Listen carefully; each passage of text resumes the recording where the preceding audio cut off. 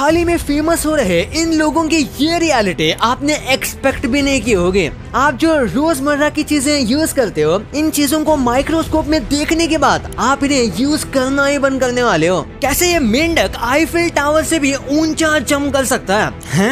लेकिन ऐसे कैसे? और ये कौन सा देश है जो इतना साफ है कि वहाँ कचरे को इम्पोर्ट करना पड़ता है? भाई वीडियो को एंड तक देखना, नहीं तो आप बहुत कुछ मिस कर जाओगे। और अभी तक चैनल को सब्सक्राइब नहीं किया तो सब्सक्राइब करके उस बगल वाले बेल आइकन को भी दबा देना। नंबर 15, भाई ये वीडियो शायद आपके लिए लाइफ चेंजिंग हो सकता है, क्योंकि इसमें एक बहुत ही सिंपल वे में दिखाया गया है कि कैसे एक शर्ट को फोल्ड करना है, वो भी बहुत ही फास्ट। आपको पहले सिंपली बस शर्ट के इन 3 पॉइंट्स का ध्यान रखना है, जिसके बाद आपको ए और बी को टाइट से पकड़ना है, उसके बाद ए को सी से मिला देना है और शर्ट को उल्टा कर देना है, जिसके बाद आपकी फोल्डिंग हो जाएगी, वो भी सिर्फ 5 सेकंड में। नंबर 4, ये बात सुनकर मुझे भी बहुत अजीब लगा था। एक स्टूडेंट ने अपने मैथ्स के एग्जाम में 4400 टाइम्स मियाओ लिख दिया था, मतलब बिल्ली वाला मियाओ। अब ये तो पता नहीं कि इसने ऐसा क्यों किया, पर इतना ही नहीं, दिल्ली के एक और गजोदर ने अपने मैथ के ही एग्जाम में हर क्वेश्चन का आंसर थाला फॉर अ रीजन लिख दिया, जिसके बाद बताया गया है कि इन्हें सस्पेंड कर दिया गया है। पर ऐसा सच में हुआ था या नहीं, ये न्यूज कंफर्म नहीं है। नंबर 13, ये देखने के बाद आप भी एटीएम यूज करने से पहले 2 बार सोचोगे, क्योंकि इस एटीएम के स्कैम का लेवल तो मनी हाइस्ट जैसा है। इसमें आपके एटीएम को स्कैन करने के लिए एक डिवाइस लगाया जाता है, उसके बाद फिर ये बड़ा बॉक्स जैसी चीज आपके कीपैड या किसी भी ऐसी जगह लगा दी जाती है जहां से ये आपके पिन को देख सके, क्योंकि इसमें जो ये छोटा सा होल है ये असल में एक कैमरा है। और इस प्लेट में सिर्फ कैमरा नहीं बल्कि बैटरी, मेमोरी कार्ड, स्पीकर, सारी चीजें डली गई हैं, जिससे आपको लगे कि आपकी ट्रांजैक्शन हो रही है। अब इतने खतरनाक लेवल के स्कैम से बचने का एक ही तरीका है कि आप इन चीजों को पकड़ के चेक कर सकते हैं कि ये रियल है या नहीं, लेकिन इतना भी मत चेक कर देना कि असली वाला ये आप उखाड़ लो। नंबर 12, यूट्यूब हिस्ट्री में पहले ऐसे कभी नहीं हुआ जो स्पीड ने कर दिखाया है। जब किसी यूट्यूबर को प्ले बटन मिलता है, यूजुअली उनको डिलीवरी के जरिए घर पे मिलता है। मेरे साथ भी ऐसा ही हुआ था, लेकिन भाई आईशो स्पीड की बात ही कुछ अलग है। जब आईशो स्पीड को 10 मिलियन सब्सक्राइबर्स का प्ले बटन दिया गया तो उन्हें लिटरली यूट्यूब के सीईओ नील मोहन ने खुद अपने हाथों से दिया था।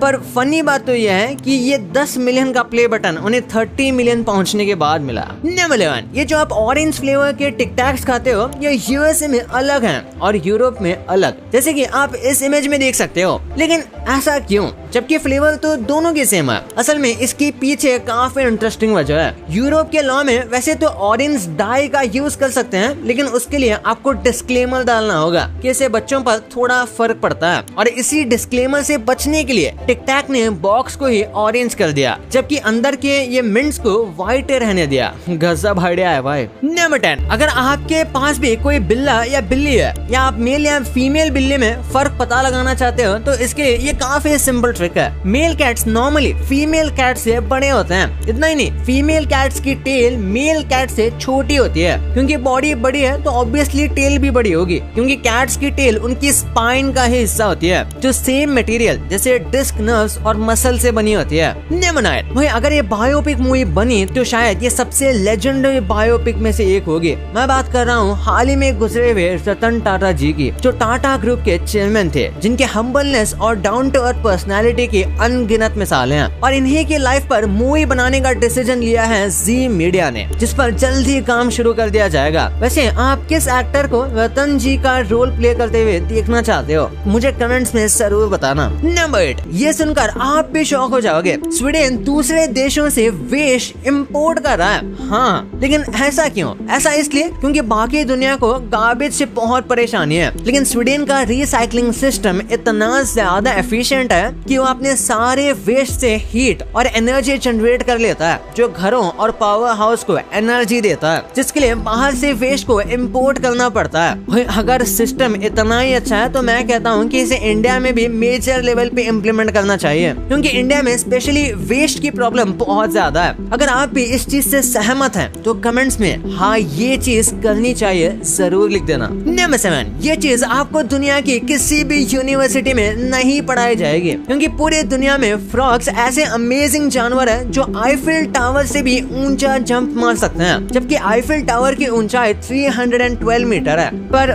वो कैसे? असल में फ्रॉग्स आईफिल टावर से ऊंचा इसलिए जंप कर सकते हैं क्योंकि भाई आईफिल टावर तो जंप नहीं कर सकता ना। नंबर 6, ये चीज काफी अजीब है। ब्रिटिशर्स ऐसा क्या जानते हैं जिसकी वजह से उन्होंने आज के जमाने में भी अपनी आर्मी में टैंक से ज्यादा घोड़ों को रखा हुआ है। असल में ब्रिटिशर्स की आर्मी के लिए हॉर्सेस हमेशा से बहुत जरूरी थे, लेकिन एक टैंक कई हजार हॉर्सेस को मिट्टी में मिला सकता है। फिर भी ब्रिटिश आर्मी ने हॉर्सेस को इसलिए रखा है क्योंकि कई डेकेड से ब्रिटिश के मेन लैंड यानी कि इनकी कंट्री का जो लैंड है वहाँ पे कोई भी वॉर नहीं हुई है, और इसीलिए ये ब्रिटिश वाले ज्यादातर अपनी नेवी और एयर फोर्सेस पर ही फोकस रखते हैं, और हॉर्सेस को तो बस इन्होंने सेरेमोनियल पर्पस के लिए रखा है। नंबर 5, आखिर कैसे निक जोनस लाइव कॉन्सर्ट में अपनी जान गंवाते गंवाते बचे। निक जोनस जो प्रियंका चोपड़ा के हस्बैंड है, वो प्रेग में अपना एक लाइव शो कर रहे थे, जिसके बीच में ही उनके फेस पर एक लेजर पॉइंट होती है, जिसे देखकर उन्हें अपनी मौत सामने दिखने लगती है और वो तुरंत ही स्टेज से भाग जाते हैं। लेकिन जैसे ही इस बात की पूरी तहकीकात हुई तो पता चला कि वो एक फैन ही था जो लेजर पॉइंट कर रहा था, जिसे शो से बाहर निकाल दिया गया और शो को फिर से चालू किया गया। नंबर 4, ऐसी सर्विस आपने जिंदगी में नहीं देखी होगी। जापान हमेशा से ही अपनी हॉस्पिटैलिटी के लिए जाना जाता है। जापान में जब भी किसी कस्टमर को ट्रेन स्टेशन पर कोई दिक्कत होती है तो नॉर्मल जगह पर तो कस्टमर को सर्विस के लिए किसी को कॉल करनी होगी, लेकिन जापान में तो लिटरली आपकी हेल्प के लिए एक बंदा दीवार चीर कर ही बाहर आ जाता है। अब लिटरली तो दीवार चीर कर नहीं था, बट फिर भी वहाँ ऐसे लोगों को रखा जाता है जो इमरजेंसी में हेल्प कर सके। नंबर 3, इस दुनिया में सबसे तेज दौड़ने वाला जानवर चीता है, जिसकी स्पीड 120 किलोमीटर पर आवर तक जाती है। लेकिन क्या आप जानते हो दूसरा सबसे तेज जानवर कौन सा है? ये जानकर आप शॉक हो जाओगे। इस बकरी जैसे जानवर का नाम है प्रोंग हॉर्न, जो सेकंड सबसे फास्टेस्ट एनिमल है, जिसकी स्पीड 97 किलोमीटर पर आवर तक जाती है। वैसे अगर आप नहीं जानते तो बता दूं, ये दुनिया के सबसे तेज जानवर के आगे कुछ भी नहीं है, जो है फैल्कन, जिसकी डाइव करते हुए स्पीड 390 किलोमीटर पर आवर तक चली जाती है। नंबर 2, क्या कभी आपने सोचा है जो रोजमर्रा की चीजें होती हैं उनको अगर आप माइक्रोस्कोप में देखोगे तो